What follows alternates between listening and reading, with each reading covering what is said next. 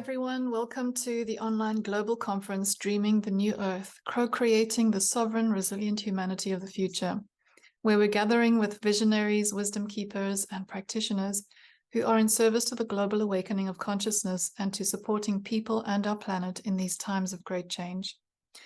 During our time together, we are tuning into the potent wisdom and experiences they're offering as guidance for us to ground our personal and our collective vision for the new Earth. And for this session, I'm delighted to be with Lyon and Steve Faulconbridge. Welcome, guys. Really good to have you join us for this gathering. It's a pleasure. Thank you. Thank you, Clara. It's my absolute pleasure to be here. For those who are not familiar with and Steve, I'll share your bios. Has an honors degree in strategic and industrial design. He's an artist, architect, and nature-inspired soul initiation guide. Lyon has created award-winning international design projects. He's driven forklift trucks and tractors, picked fruit, built houses, raced cars and motorcycles, and cleared unexploded bombs in the mangrove swamps of northern Australia. He's played drums with the desert Bedouin, spear hunted with Aborigines, partied with royals, and languished in captivity with the Indian mafia. Both traditional healer and herbalist, has written a popular new book on identifying Southern African medicinal plants. He's a mystic and adventurer and also teaches self-defense and is a crew member of the local volunteer fire management unit. Steve was born and raised in Africa. Steve has a deep connection with these wild places he calls home. Having achieved a master's degree in conservation from the prestigious Nelson Mandela University, he has a depth of knowledge and passion for the natural world. A wildlife guide in the African bush for over 10 years, Steve is a custodian for some of Africa's last remaining wilderness areas, where he embarks on deep and spiritual journeys into the natural world. Steve has become one of South Africa's favorite wildlife TV personalities, having also established himself as a guide, trainer, and mentor. He brings a holistic and grounded view to all. Having developed a passion for rewilding, he's continuously enhancing his capacity to support people in nature. And together, and Steve guide men's rewilding trails. And in this session, they will be sharing about what they offer on these trails. So yeah, really looking forward to this journey with you.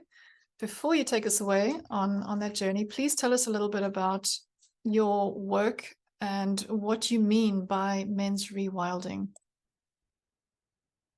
Shall I? No, please. Rewilding, essentially, just to leave the men out of it for now. Rewilding is the connection or the remembering of nature and the wild places. I think many of us have been removed through generations of city life, generations of culture, society, and essentially what rewilding is, it's the remembering of something that we were once a part of. And whenever you do take people out into a wild place, it's very powerful to see how quickly that wild place speaks to someone's heart. How many people have come to Africa and it's like, oh, I'm coming back. They talk of the bug that's bitten them. Many Americans, many Europeans, and they come back, they move here, they live here, they come back again. They're like, something just resonated with me. I walked these lands before. And so I think the rewilding is essentially just remembering our true nature, going back into that deep animal core base that many of us, once we get back into nature, find again. And it's why we're all caged in the city. We need to get out into the wild places to remember where we came from. Exactly, well said. And I think into that, there's a heart space that we enter, isn't there? Nature seems to hold us in that belonging of where we have come from. And there seems to be in spite of the fact that there are wild animals everywhere that Steve's sheltering us from, there is a sense of peace in the deep wilderness. There's a sense of tranquility, of belonging. I'll use that word again very deliberately. We belong in the wild. It's a medicine. It's medicine in itself, absolutely. It forces us to connect with the present moment, forces us to forget about tomorrow and yesterday and anything that might be coming up. Put direct focus on the senses, right? Yes. The wild places just engulf you, and you're forced to just step out of the box. It's something I've spoken about many times with people. You come from a city, it's noisy, close your ears, it smells. So many senses are being violated that we close off. We're out in the wild place, you just open like this. You find people after a day or two picking up things and just shoving them in their nose and tasting them and smelling and rediscovering what is there. Yeah, what is real, what is truth. There's something in that word wild. What is it to be wild? And I think for me, it could be freedom. And the freedom to feel again, to connect again, to understand what is truly important to us. To connect more deeply with the earth, to lie on her, to sleep out under the stars, listening to the hyenas call. There's something that awakens within you, that the wilderness reawakens, doesn't it? Definitely. I mean, nature itself is that healing element. Just going out into the mountains or into a wild park does that to you. But something about the rewilding experiences that we offer is you hear the animals, you see signs of the animals. We most of the time see them as well. It's not guaranteed, but just the presence of those sentient ancient creatures that we walked beside for many, many eons. That, for me, drops people into a space of healing very, very quickly. Yes. Also, as you touched upon, some of the process work that we invite people to enter with us is a further deepening and a further opening, a further remembering of who we are. And we have sharing circles each evening, and the sharing of our ancestry has become a valuable part of this process work. There's very few people or few friends perhaps that you know intimately who their mothers are and who their grandfathers were. This gives us an opportunity to share about those people that have informed who we are. In doing so, we share about ourselves more deeply. And in that conversation, we reconnect with our heart space. And so it's become a very important part, is to follow the elements that are expressed in the wilderness. As the great sages have noted for us, there are a number of elements. We work with the 5-element pathway of the earth, the sky, the waters, fire, and of our spirit, the spirit of community, the spirit of the wild itself. And this allows us to build a framework for the rewilding. Steve will create incredible trails using all of his experience of the landscape, of the outer world, taking us to places where you truly know that it is wild, that there are no other people there, that the relatives that you will meet will be four-leggeds and birds and crocodiles. Fantastic, thank you. And why have you chosen to focus on men's work specifically? So why have we chosen to focus on men's work? I think a few years ago I had a bit of a calling, the constellation that came very strongly to me about working with energy medicine, and a lot of men started showing up in a lot of circles that actually met us at one of my inaugural sort of men's talk circles, and just started connecting on that level.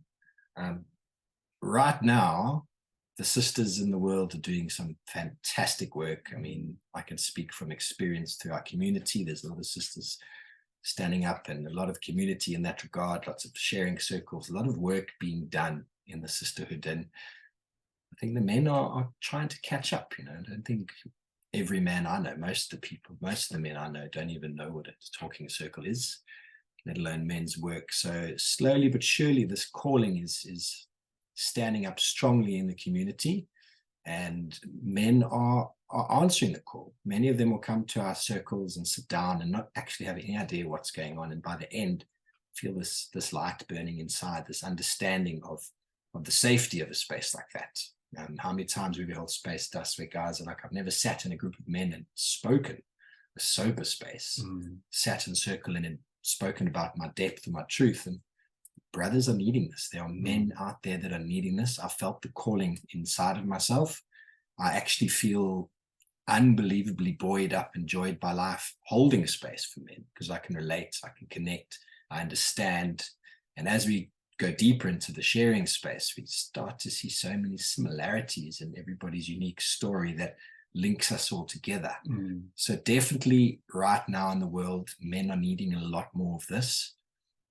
When it comes to rewilding, I don't think there's much in South Africa that offers this scope of rewilding. We go to the deepest, darkest parts of Africa, here in the northern parts of South Africa, on the Mozambique-Zimbabwe border, on the Limpopo River, which is the border with Zimbabwe and Mozambique, and the Luvuva River.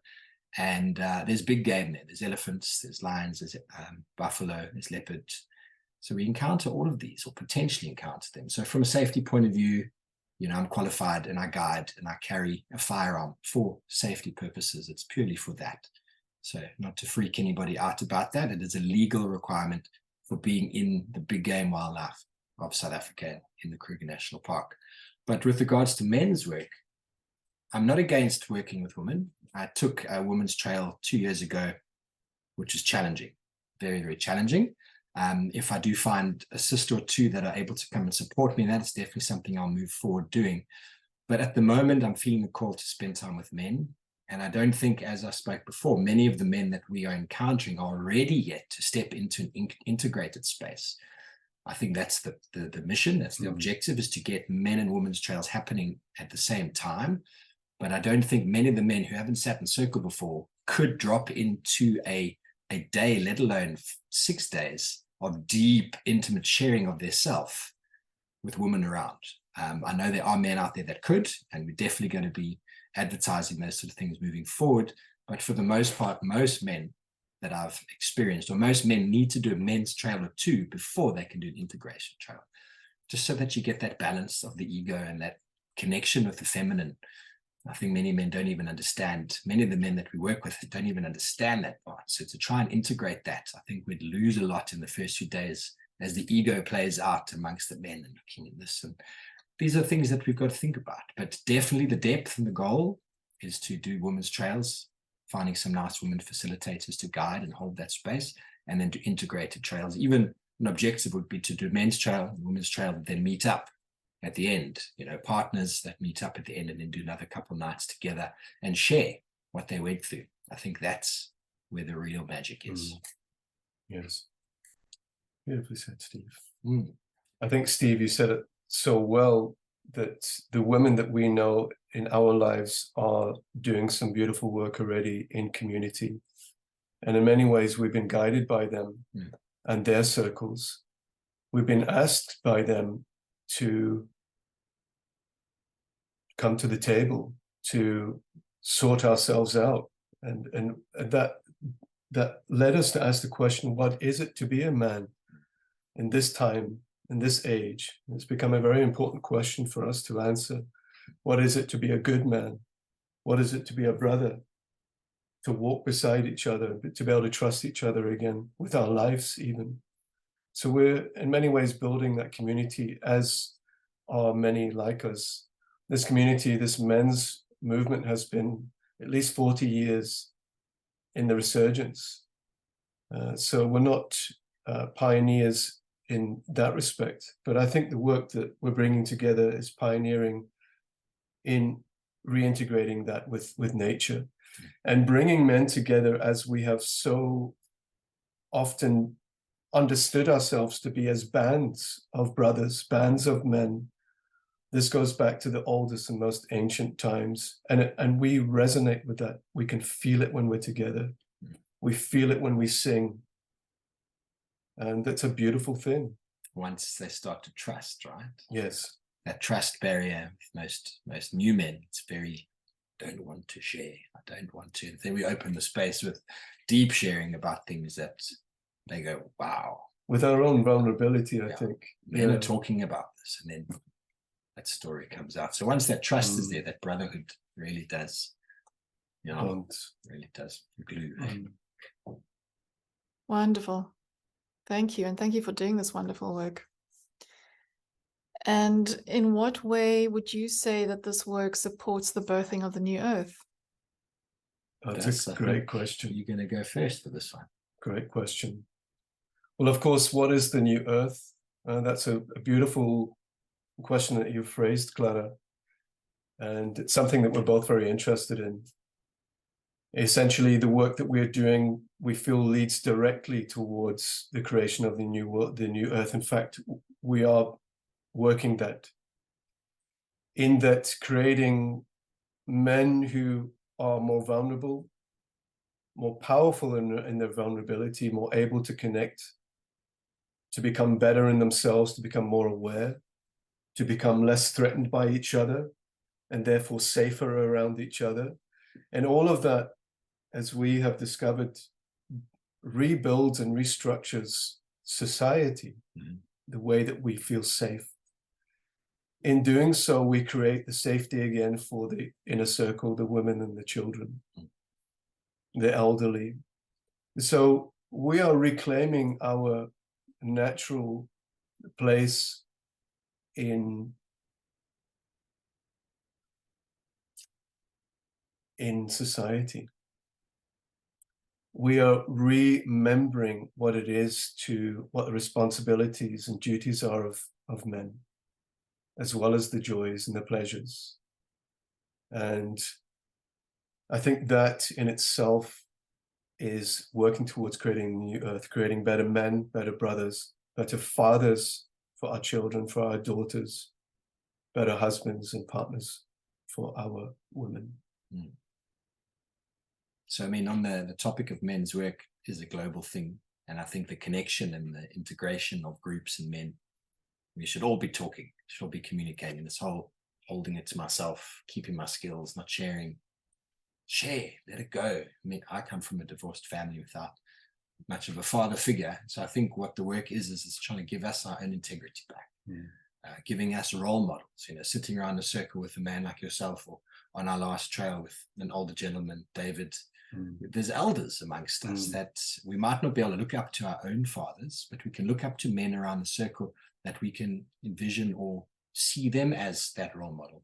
We might not have them as much older, but we're becoming those role models. So I think the objective is for us to share, to open, to do the deep work. Obviously, the wild places with wild animals helps to really drop into a space where it just all comes out.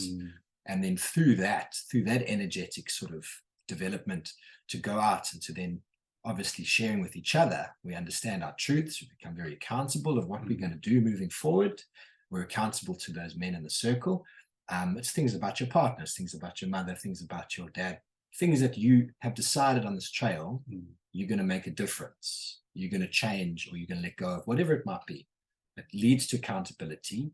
And there's no better accountability than having a community who is accountable towards you. So that accountability, finding our integrity, going into society, knowing that we can come back into space and share, is exactly what the world needs right now. With the dominant patriarchy system that's going through all of its things, there needs to be integrity. There needs to be men that are standing up in integrity, that have a community of brothers that are able to make the changes that we need to make, the changes that empower the feminine, the changes that empower the masculine, and find the balance together.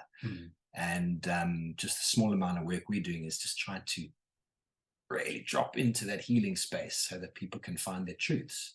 And when we find our truths and we learn to trust and to surrender, ideally we can then be that role model that our sons or our other brothers need to get this movement even more powerful and more healing. Amazing. Thank you. And what is your vision? What is your personal prayer for the new earth? My vision, the new earth, sounds kind of corny, I suppose, but it's to be the change. The work happens here, inside of ourselves. We create our own realities, and if I can develop integrity, acceptance, the respect within myself, and impart that on the brothers around me, who will impart that on the world around them. And we can pray for nature, can pray for the healing that nature provides, and that we protect the wild places, because it's the wild places that keep us sane. It's the wild places that allow us to connect to the ancestral line, that are the medicine. So my prayer is to find integrity in ourselves so as to protect those places dearest to our hearts. Beautiful, Steve.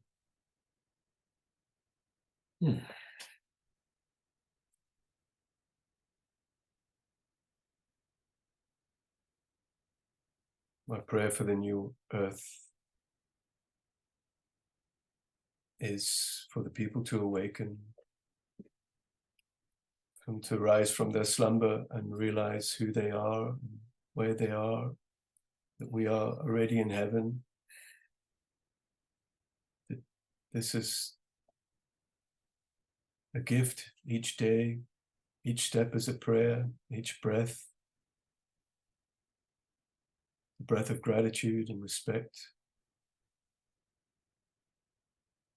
I pray that all of us will awaken to the magic of being here. And in that awakening, to serve nature, to honor and see sacred those wild places that Steve spoke of. Those places that we go to must always be kept sacred. My prayer for the new earth is that we awaken to know that everything is sacred. Thank you.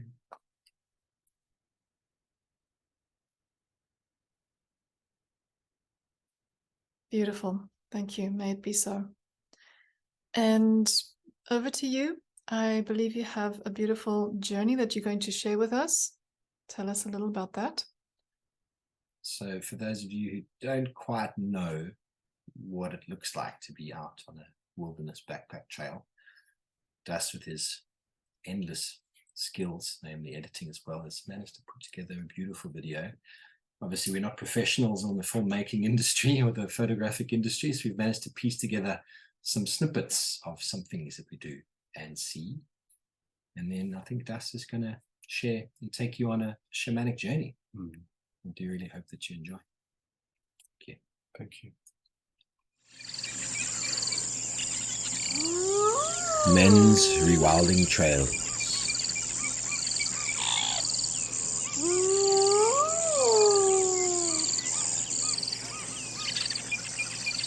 This is nature at its wildest.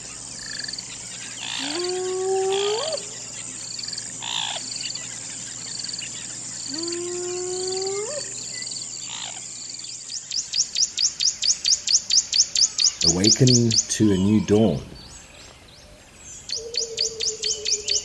Awaken to nature's chorus.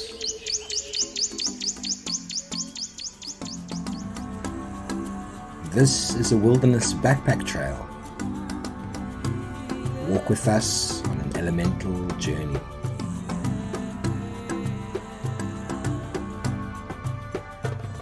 Ground yourself and be embraced by the earth. Feel her.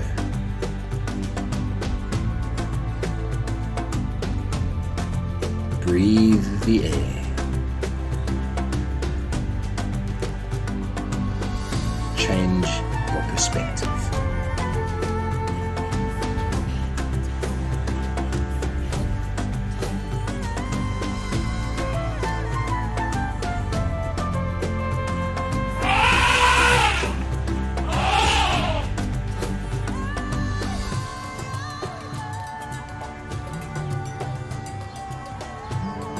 Can you truly see? Can you truly hear? Can you move to nature's rhythm?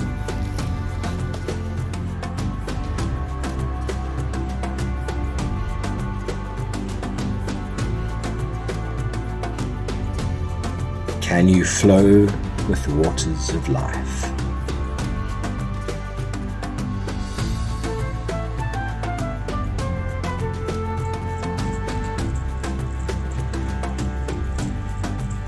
Warm yourself around the communal fire.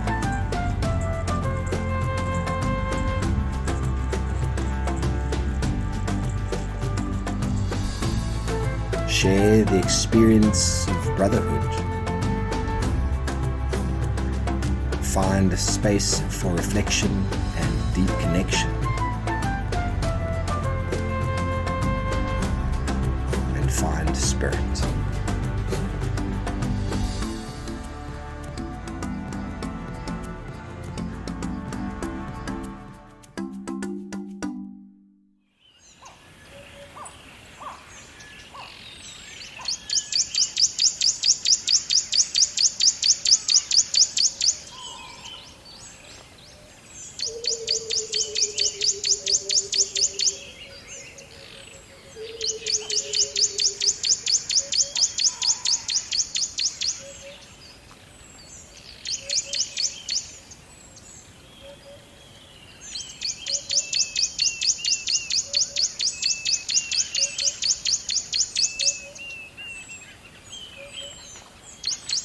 Each day begins in silence.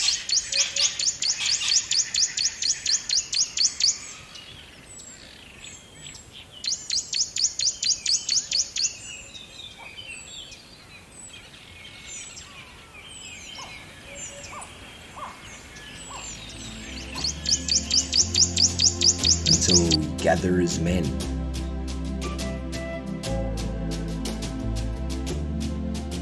Uniting our collective power.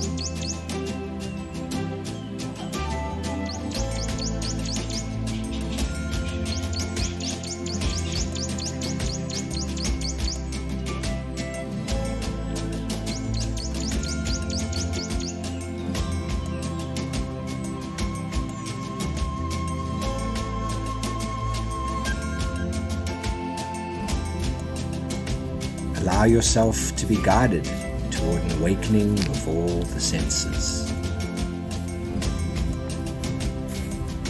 Take your time to listen, to taste, to smell, to see, and to feel the inner and outer worlds.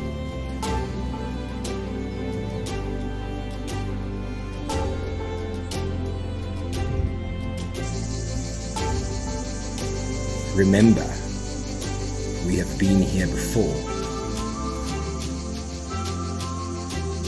We belong here. We are already one. Remember, we are already free.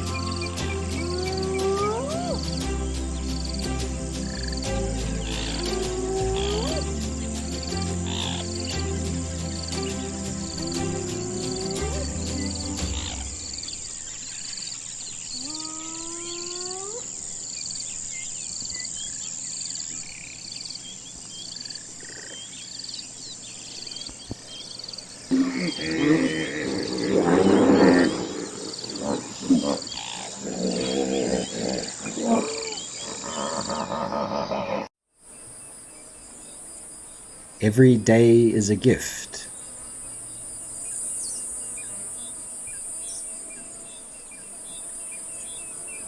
A time to connect deeper.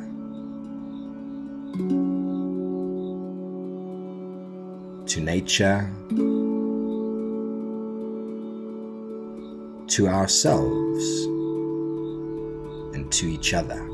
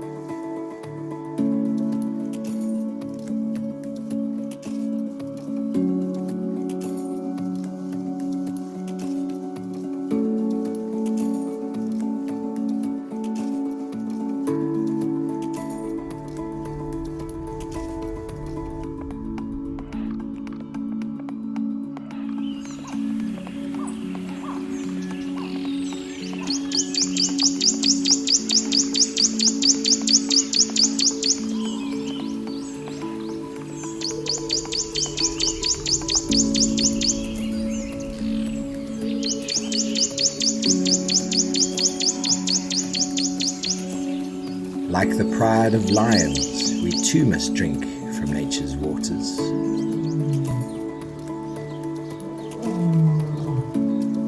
But unlike the pride, we must carry everything else that we need. What do you really need?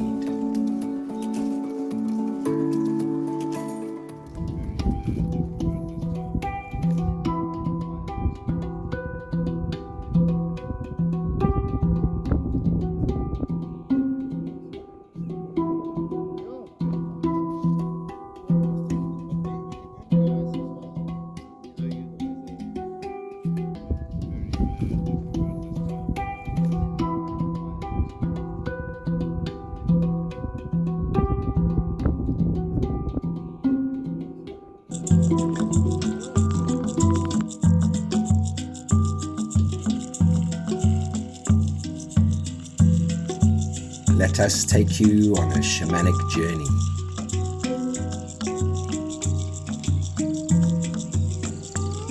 A journey deep into your own universe.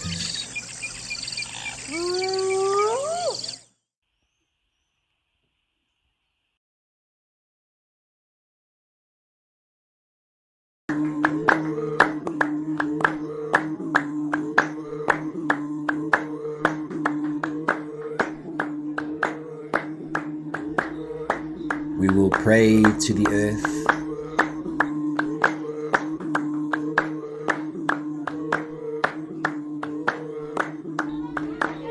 We will pray to the sky. We will pray to the sun and to the moon. And we will pray to all of our relations.